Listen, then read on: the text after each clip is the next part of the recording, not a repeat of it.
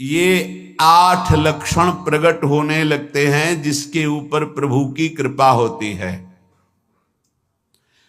हमारे ऊपर प्रभु की कृपा है, ये हम कैसे पहचाने? तो ये 8 लक्षण प्रकट होने लगते हैं जिस पर हरिजू की प्रियाजू की कृपा है। पहला, घोर अपराध करने वाले के प्रति भी दया की भावना, शांति पहला लक्षण है। भाव में भी पहले शांत भाव है।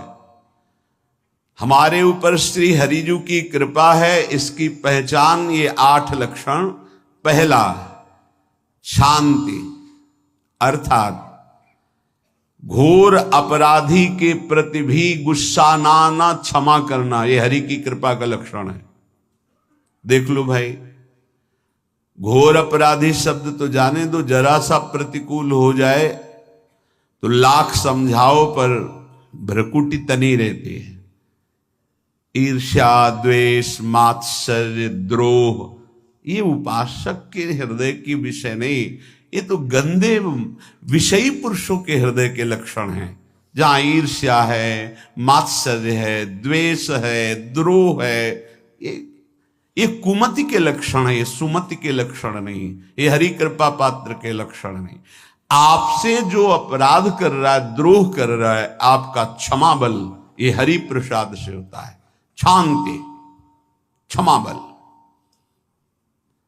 शांति, सह गया, क्या करूं, सहना ही पड़ेगा क्योंकि भगवत मार्ग में वो ऐसा नहीं होता। शांति,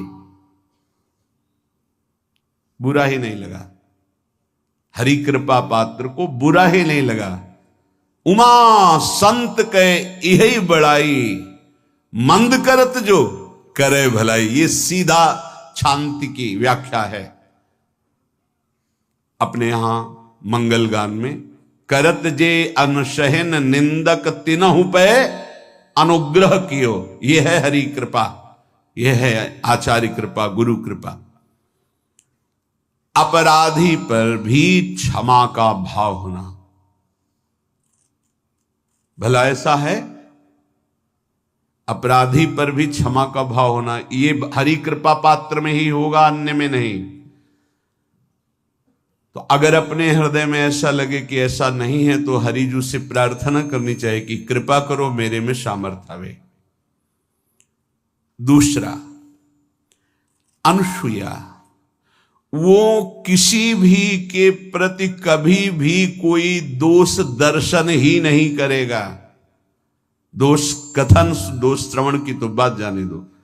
अनुसूया, दूसरों के गुणों में दोष ढूंढना, ये नहीं होता। हरि कृपा पात्र में ये नहीं होता। ये सब भजन के नाश करने वाले, जैसे पहला अपराधी पर क्रोध कर देना, तो माया ने भेजा इसीलिए था कि तुम्हारे साथ व्यवहार ऐसा करे कि तुम क्रोध करो, क्रोध करोगे तुम्हारी ऊर्जा शक्ति नष्ट हो जाएगी, अध्यात्म में जो चलने की थी। और कहीं तुमने संकल्प कर लिया तो भजन शक्ति नष्ट हो जाएगी। तो अगर भजन बल है तो गया, जरूर उसको दंड मिलेगा, पक्का मिलेगा, 100% मिलेगा, लेकिन आप खाली हो गए।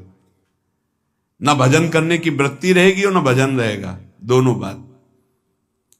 अनुसूया, किसी के सद्गुणों में दोष देखना, गुणों में दोष ढूंढना, ये हरि कृपा पात्र में नहीं होता।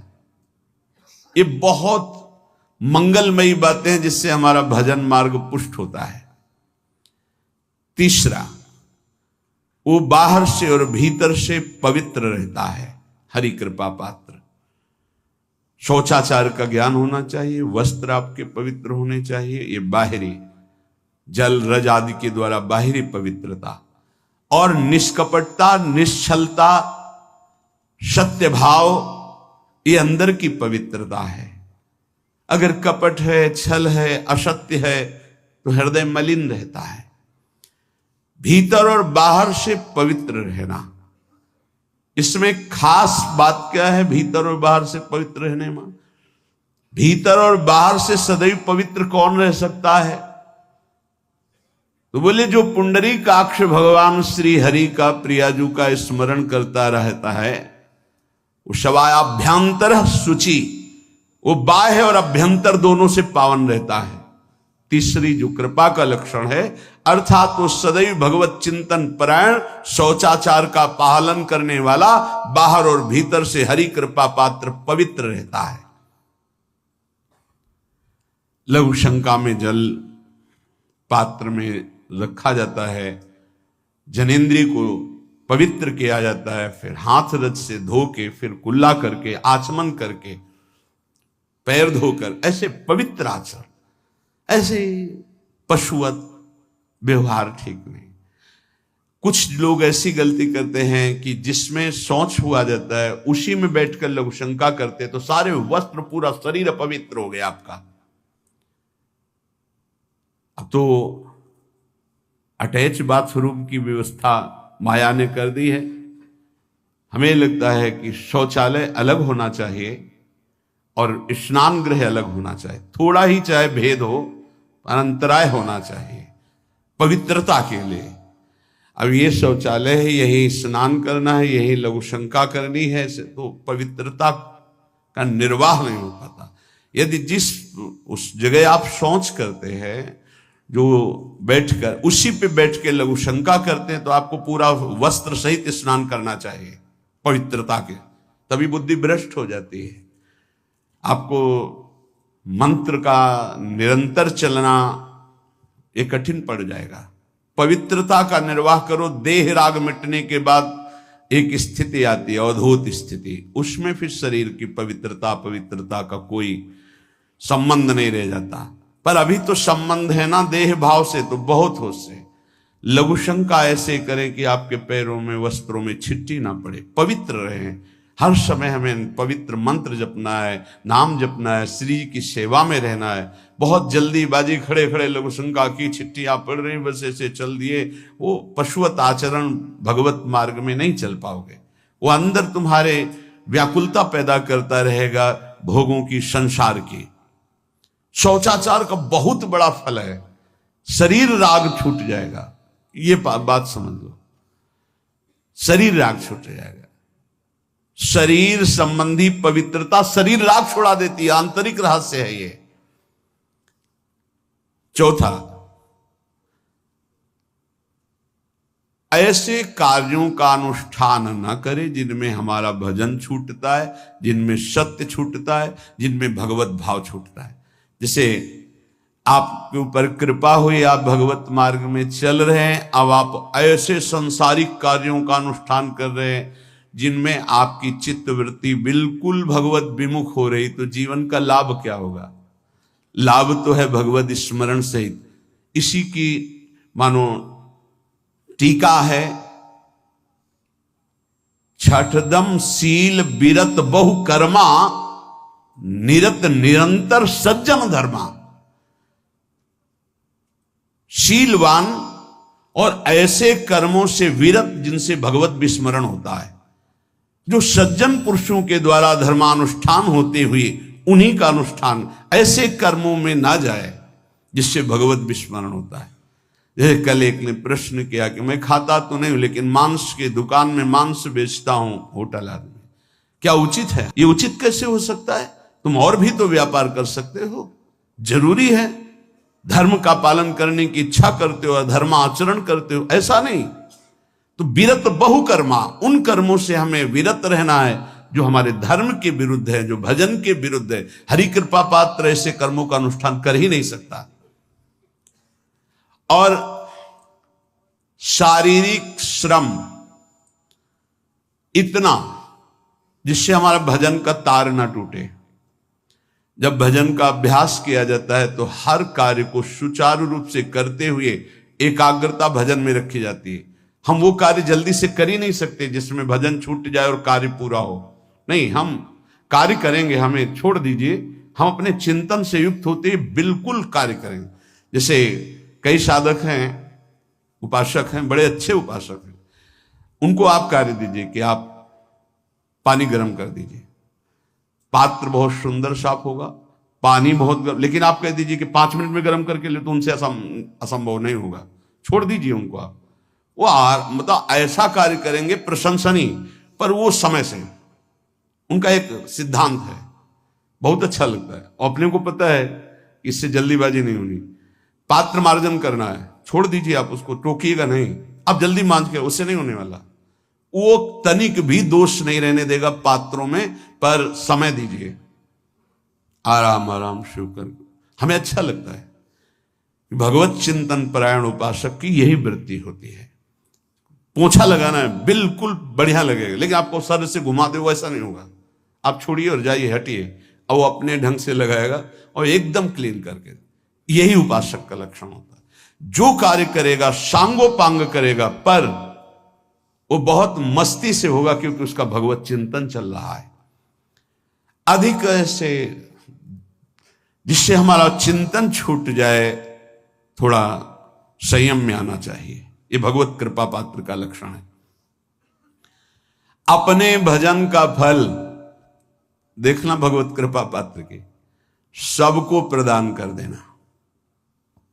हिम्मत है, अपने भजन, इतनी मेहनत से किया हुआ भजन, भजन होने के बाद, हे प्रभु इस भजन का फल हो, सर्वे भवन्तु सुखिना सर्वे सन्तु निरामयः। यहां तो कहते महाराज, एक माला रोज आपके लिए करता हूं कि आपकी बीमारी ठीक रहे, तो शेष किसके लिए करते हो प्रभु? शेष क्या? अगर इष्ट और गुरु के लिए तुम्हारा है कि एक माला करते, तो फिर इतनी माला करते तो हमें क्या होगा? सब आपको दे देंगे तो हमें क्या होगा? तभी भजन का रहस्य नहीं जाना।